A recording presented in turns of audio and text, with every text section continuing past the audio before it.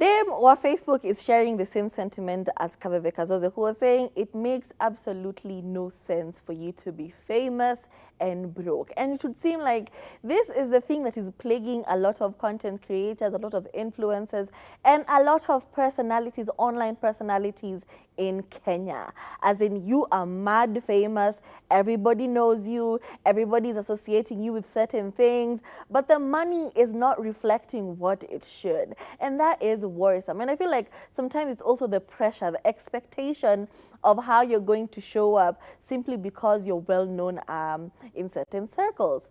Now, I understand what Demo Facebook was saying because, you know, you remember when Kaveve Kazoze had pandad a mat and people over there recording and asking her, why are you in a matatu? Like, you know, you're supposed to be rich.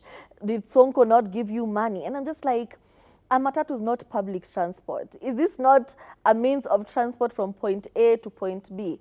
You remember that girl, Dame Wakibera. You all remember how you guys were giving her pressure because she was like, it makes absolutely no sense for me to take a taxi or a cab from point A to point B and pay 500 when I could pay 50 bob if I used a matatu. Makes absolutely no sense. So I feel like as much as online personalities are feeling the pressure of showing up a certain way, we the consumers are also applying a lot of pressure simply because we've seen them in certain spaces. You've seen somebody on TV and you're like, yes, they've got money. You remember how with Omosh coming out and telling us he's struggling, how there was a lot of backlash because we were like, were you not in Tahidi High for X amount of years? Why are you struggling?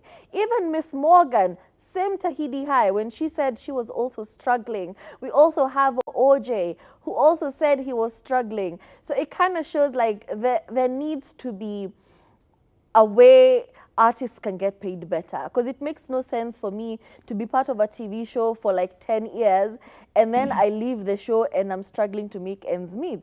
It makes absolutely no sense. I remember there was the show Mother-in-Law and how like some of the artists were struggling with even medical bills, and I'm like, Mother-in-Law was on air from the time I was young and even, you know, like into my early 20s, I could still see Mother-in-Law airing. So what do you mean you guys are struggling? So the fact that artists are not being paid as they should, this money is going somewhere. You know, like there are people who are profiting off of the arts and it's not the artists, and that needs to be addressed. Another one, I have seen the discussion people have been having about how Kenyan celebrities show up to events. And you're very quick to say, y'all don't dress up the way you should, y'all don't dress up like Nigeria, y'all don't collaborate. You know, like you go to an event and, you know, the fits are not really giving. But that's because there's no money. It makes absolutely no sense. If I am struggling, I have good numbers on social media, but it's not translating into money. So even if you invite me to your event and you say the theme is nature and wildlife, me who is hustling will just like look for a green dress and green shoes and show up to your event.